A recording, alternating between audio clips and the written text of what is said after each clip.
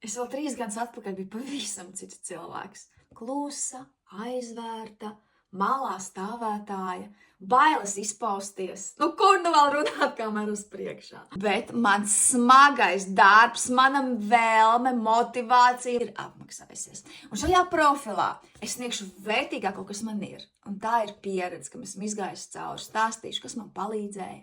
Ko es darītu, ko es nedarītu, iedvesmošu tevi. Ja tu gribi enerģiju, jaudu, tu to visu saņemsi no manis.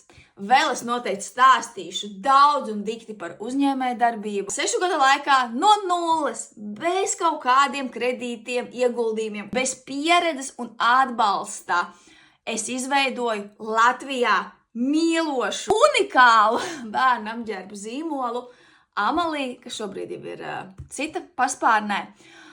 Stāstīšu par savām kļūdām, kas man palīdzēja. Un, protams, man 16 gadu pieredze tirzniecībā ļauj man tev stāstīt, sniegt padomus, kā pelnīt vairāk, kā izmantot mārketingu savā labā. Kā saka cilvēks, kas pats ir izgājis savu pieredzi ceļu, tas vislabāk var palīdzēt. Otram, es dalīšos ar vērtīgu informāciju, ar noderīgiem padomiem, kas palīdzēs tev augt uzņēmējdarbībā, palielināt pārdošanu, un vienkārši iedvesmot par dzīvi un noticēt sev.